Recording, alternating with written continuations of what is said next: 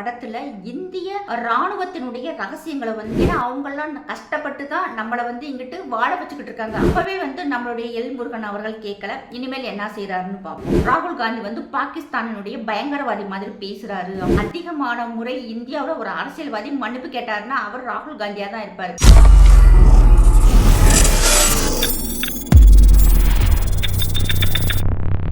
வந்தே மாதரம் சாமானியன் குரல் தேசியவாதிகளுக்கு எனது அன்பான வணக்கங்கள். 2014 நம்மளுடைய பாரத பிரதமர் மோடி அவர்கள் பிரதமராக வந்ததுக்கு பிறகு நிறைய சாதனைகள் செஞ்சுருக்காங்க. அதில் குறிப்பிடத்தக்க நம்ம சொல்லணும்னா, அதாவது ரயில்வே துறையில் அதில் ஒரு மாற்றம் என்னன்னு பார்த்தோம்னா, ஃபஸ்ட்டு நிறைய கிராமங்களுக்கு கூட ட்ரெயின் இல்லாமல் இருந்தது. அதாவது நகர்ப்புறங்களில் இருந்து ஒரு பெரிய சிட்டிக்கு வரணும் அப்படின்னு சொல்லியிருந்தாங்க. இந்துடா படத்திற்கு உதவ கியூஆர் கோடை பயன்படுத்திடுங்க. 2 ஜிபே நம்பர் இருக்குது, ஃபோன்பே நம்பரும் அதுதான். தாராளமாக அது மூலமாக நீங்கள் அனுப்பலாம். ஏதாவது உங்களுக்கு சிரமம் இருந்தால் அதுக்கு நீங்கள் கால் பண்ணி கேட்டுக்கலாம். இதுவரைக்கும் நீங்கள் இந்துடா படத்தை பார்க்கலன்னா அந்த லிங்கை கிளிக் பண்ணி தாராளமாக நீங்கள் பார்க்கணும், மற்றவங்களுக்கும் பகிரணும்னு நான் கேட்டுக்கிறேன். நன்றி, வணக்கம். அடுத்து பார்த்தோம்னா சசஸ்திர சீமா பால் அப்படிங்கிற ஆயுதம் ஏந்திய எல்லையோர காவல் படையினுடைய தலைமை காவலரான தீபக் குமார் அப்படிங்கிறவர் டெல்லி ஹைகோர்ட்டில் ஒரு பொதுநல வழக்கு ஒன்று போட்டிருக்காரு. எப்படின்னு பார்த்தோம்னா, அதாவது துரந்தர் அப்படின்னு ஒரு மூவி வந்தது டிசம்பர் மாதம் 2025. அதை ஒட்டி மார்ச் 19 துரந்தர் 2 த ரிவெஞ்ச் அப்படிங்கிற ஒரு மூவி வந்தது. அந்த படம் இந்தியா முழுவதும் மிகப்பெரிய வெற்றி, உலக நாடுகள்லையுமே மிகப்பெரிய வெற்றி. அதிகமான ஒரு இந்திய திரைப்படம் வசூல் செஞ்சதுலையும் அது டாப் 1ல இருக்கு. அப்படிப்பட்ட படம். அந்த படத்தில் பார்த்தோம்னா அஜித் தோவல் நம் நாட்டில் இருக்கும் வீரர்கள் பாகிஸ்தானில் போய் உளவாளியாக இருந்து நம் நாட்டுக்காக ஒரு அவங்களுடைய தேசப்பற்றை நிரூபிக்கும் படமாகவும் பழிவாங்கும் படமாகவும் அந்த படம் இருந்தது. அந்த படம் இளைஞர்கள் மத்தியில் நல்ல ஒரு வரவேற்பை பெற்றிருந்தது. இப்போ அந்த படத்துக்காக அந்த தீபக் குமார் அப்படிங்கிறவர் ஒரு பொதுநல வழக்கு போட்டிருக்காரு. எப்படின்னு சொல்லி பார்த்தோம்னா, அந்த படத்தில் இந்திய இராணுவத்தினுடைய ரகசியங்களை மக்களுக்கு தெரிகிற மாதிரி எடுத்திருக்கிறாங்க. டிஆர்டிஓனுடைய ரகசியங்கள் வெளியில தெரிகிற மாதிரி படம் எடுத்திருக்காங்க அப்படி சொல்லிட்டு இவர் ஒரு பொதுநல வழக்கு ஒன்று போட்டிருக்காங்க. ஆக்சுவலாக பார்த்தா ஒரு படம் எடுத்து முடிஞ்ச உடனே இப்போ ராணுவம் சம்மந்தப்பட்டது, காவல்துறை சம்மந்தப்பட்டது படம்லாம் எடுத்தாங்கன்னா அந்த சம்மந்தப்பட்ட அதிகாரிகள், ராணுவ அதிகாரிகளோ காவல்துறை அதிகாரிகளோ அந்த படத்தை ஃபஸ்ட்டு பார்ப்பாங்க. பார்த்துட்டு ஓகே இந்த சீன் எல்லாம் கரெக்டு தான், நீங்கள் வச்சுருக்க அந்த குறியீடு சிம்பிள்ஸ் எல்லாமே கரெக்டாக தான் இருக்குது அப்படின்னு அவங்க சர்டிஃபை பண்ணதுக்கு பிறகு தான் அந்த படம் சென்சார் போர்டுக்கே போகும். அப்படியெல்லாம் பார்த்து சரிபார்க்கப்பட்டு தான் இந்த படம் சென்சார் போர்டுக்கு போய் அங்கே தணிக்கை செய்யப்பட்டு தான் இந்த படம் ரிலீஸ் ஆகிருக்கு. ஆனால் இந்த படம் சக்ஸஸ்ஃபுல்லாக முடிஞ்சதுக்கு பிறகு இவர் ஒரு குற்றச்சாட்டை ஒன்று வச்சிருக்கிறாங்க. ஆனால் எனக்கு தெரிஞ்ச அந்த படத்தில் ஒன்றும் அப்படி மிகப்பெரிய ரகசியங்கள் சொன்னதாக தெரியலை. அன்னைக்கு மட்டும் இல்லை, இன்னைக்குமே நம் நாட்டில் இருக்கும் நிறைய ஆட்கள் பாகிஸ்தானில் உளவு வேலை பார்த்துக்கிட்டு தான் இருக்கிறாங்க. இது மக்களுக்கு தெரியணும் அப்படிங்கிறது ஒரு நல்ல விஷயம் தான். ஏன்னா இந்த படத்தை பார்த்ததுக்கு பிறகு இது மாதிரி நம்மளும் ஒரு தேசப்பற்றோடு இருக்குன்னு சொல்லிட்டு மக்களுக்கு நிறையா ஒரு புரிதல் வந்திருக்கு. நிறைய இளைஞர்கள் இராணுவத்தில் சேர்றதுக்கு ஆர்வமாக இருந்திருக்காங்க. அப்போனா அதான் இதை இப்படி மாதிரி ஒரு படங்கள் எடுக்கலைன்னா நம்முடைய இராணுவ வீரர்கள் நம்மளுடைய நமக்காக குடும்பத்தை விட்டுட்டு அங்கே போய் எல்லையில் இங்கிட்டு பாகிஸ்தான், இங்கிட்டு பங்களாதேஷ், இங்கிட்டு சைனா இவங்ககிட்ட எப்படி கஷ்டப்படுறாங்கன்னு நமக்கு தெரியாமல் போயிடும். அவங்களுடைய தியாகங்கள் நமக்கு தெரியாமல் போயிடும். அதனால் இப்படிப்பட்ட படங்கள், இப்படிப்பட்ட விஷயங்கள் கண்டிப்பாக தெரியும். ஏன்னா அவங்கெல்லாம் கஷ்டப்பட்டு தான் நம்மளை இங்கிட்டு வாழ வச்சுக்கிட்டு இருக்காங்க. இராணுவ வீரர்கள் அதே மாதிரி உளவு வேலை பார்க்குறவங்களுடைய தியாகத்தினால தான் நம்ம இங்கெல்லாம் நிம்மதியாகவும் சந்தோஷமாகவும் இருக்குன்னு சொல்லிட்டு மக்களுக்கு கண்டிப்பாக இது தெரியணும். தெரிஞ்சால் மட்டும்தான் இன்னைக்கு கிறுக்குத்தனமான வேலைகள் செய்யாமல் இருப்பாங்க, தேசத்துக்கு தேவையில்லாத வேலைகள் செய்யாமல் இருப்பாங்க. இது என்னுடைய கருத்து. இது நிறைய பேர் இதை ஏற்றுக்கிறவும் செய்வாங்க. இப்போ அவர் பொதுநல வழக்கு ஒன்று போட்டிருக்காங்க. பட் இதுக்கு என்ன ரிசல்ட் வருதுன்னு தெரியல. ஆனால் டெல்லி ஹைகோர்ட் மத்திய தகவல் ஒளிபரப்பு துறைக்கும் சென்சார் போர்டுக்குமே எங்களுக்கு நீங்கள் ரிப்ளை கொடுங்க, தகுந்த பதில் கொடுங்க அப்படின்னு சொல்லி கேட்டிருக்காங்க. இந்த தகவல் தொழில்நுட்பத்துறைக்கு அமைச்சர் நம்மளுடைய எல் முருகன் அவர்கள் இவர் என்ன பதில் சொல்ல போறாருன்னு தெரியல. ஏன்னா இவர் இருக்கிறாரா என்னன்னு சொல்லிட்டு இந்தியாவில் இருக்கும் மக்கள் நிறைய கேள்வி கேட்பாங்க. குறிப்பா பார்த்தோம்னா வடநாட்டு மக்கள் நிறைய வீடியோக்களை வந்து இவங்க டெலீட் பண்ணியிருக்கணும். ஏன்னா வந்து நம்ம நாட்டுக்கும் பங்களாதேஷும் வந்து பங்களாதேசிகள் எப்படி இந்தியாவுக்குள்ளே நுழையிறாங்க அப்படின்னு சொல்லிட்டு நிறைய வீடியோக்கள் அந்த பங்களாதேஷ் பரதேசிகள் போட்டிருப்பாங்க. அப்போவே வந்து வடநாட்டு யூடியூபர்ஸ் எல்லாரும் சொல்லுவாங்க இப்படிப்பட்ட வீடியோக்களை வந்து டெலீட் பண்ணுங்க அப்படின்னு சொல்லிட்டு. அப்போவே வந்து நம்மளுடைய எல் முருகன் அவர்கள் கேட்கல. இனிமேல் என்ன செய்கிறாருன்னு பார்ப்போம். அடுத்து பார்த்தோம்னா பாஜகவினுடைய செய்தி தொடர்பாளர் பிரதீப் பண்டாரி அவர்கள் வந்து நம்முடைய ராகுலை வந்து ஒரு குற்றச்சாட்டு சொல்லியிருக்காரு. எப்படின்னு பார்த்தோம்னா ராகுல் காந்தி வந்து பாகிஸ்தானினுடைய பயங்கரவாதி மாதிரி பேசுறாரு அப்படின்னு சொல்லிட்டு.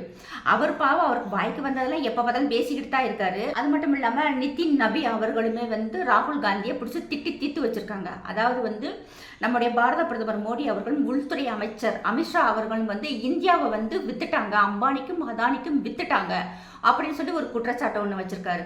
அதாவது வந்து 140 கோடி மக்களை வந்து ராகுல் காந்தி அவமானப்படுத்திட்டாரு, இவர் வந்து பகிரங்கமாக மக்கள்கிட்ட மன்னிப்பு கேட்கணும் அப்படின்னு சொல்லிட்டு தேசிய தலைவர் நிதின் நபி அவர்கள் சொல்லியிருக்காரு. இதெல்லாம் ரொம்ப ஈஸி ராகுல் காந்திக்கு. ஏன்னா இது வரைக்கும் ஒரு 10-20 தடவை கோர்ட்டில் போய் ஜாலியாக நின்றுட்டு ஏதோ டீ காஃபி ஒரு டிஃபன் சாப்பிட போன மாதிரி நின்று சிரிச்சுட்டு அங்கனையும் கையெழுத்து போட்டு கொடுத்துட்டு வாய்மொழியாகவும் எழுத்து மூலமாகவுமே வந்து கோர்ட்டில் அதிகமான முறை இந்தியாவில் ஒரு அரசியல்வாதி மன்னிப்பு கேட்டாருன்னா அவர் ராகுல் காந்தியா தான் இருப்பார்.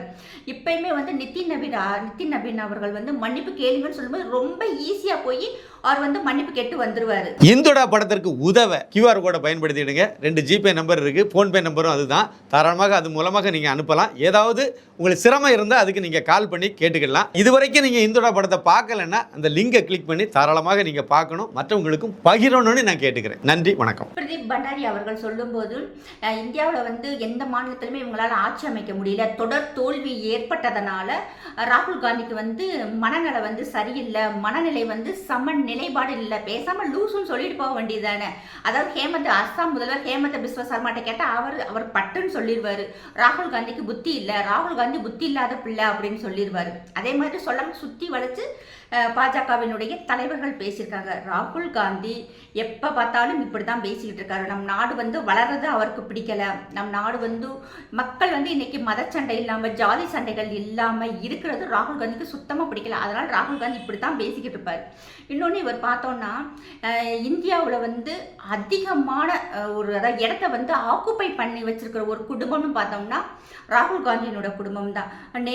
பாரத பிரதமர் நேரு, இந்திரா காந்தி, ராஜீவ் காந்தி, சஞ்சய் காந்தி இவங்க குடும்பத்தில் இருக்கும் அத்தனை பேரும் மட்டுமே, அதாவது 4 பேரும் மட்டுமே அவங்க இறந்த அந்த தகனம் செய்யப்பட்ட இடம் இருக்கு இல்லையா, அது மட்டுமே இந்தியாவில் 153 ஏக்கர். 4 பேருக்கும் மட்டுமே. முன்னாள் பிரதமர் நேரு அவர்களுக்கு மட்டுமே 53 ஏக்கர், இந்திரா காந்திக்கு 45 ஏக்கர், அவருடைய மகன் சஞ்சய் காந்திக்கு 15 ஏக்கர், அடுத்து பார்த்தோம்னா ராஜீவ் காந்தி அவருக்கு 40 ஏக்கர். இவங்க மட்டும் இந்த ஒரு குடும்பம் மட்டுமே 153 ஏக்கரை வந்து சுத்தி வளைச்சு படுத்து கிடக்காங்க. இப்ப இந்தியாவினுடைய சொத்துக்கள் வக்பு சொத்துக்கள் சொல்லிட்டு அதுலயுமே பாதி ஆட்டை போட்டது அந்த குடும்பம் தான். இங்கிட்டு அதாவது தகனம் செய்யப்பட்ட இடம், அடக்கம் செய்யப்பட்ட இடம் சொல்லிட்டு அதுல வந்து ஒரு 153 ஏக்கர், இப்படி நிறைய இடங்களையும் அவங்களுடைய கைவசம் வச்சிருக்காங்க. இதுல முக்கியமான பங்கு பார்த்தோம்னா சோனியா காந்தியினுடைய மருமகன் ராபர்ட் வதோரா தான் இந்த சொத்துக்களை எல்லாமே பாதுகாத்துட்டு வர்றாரு. இதை எல்லாமே மறைக்கிறதுக்காக எங்க மக்களுக்கு வந்து மறுபடியும் தெரிஞ்சு கேஸ் வந்து இப்ப எல்லாருமே பெயில்ல தான் இருக்கிறாங்க.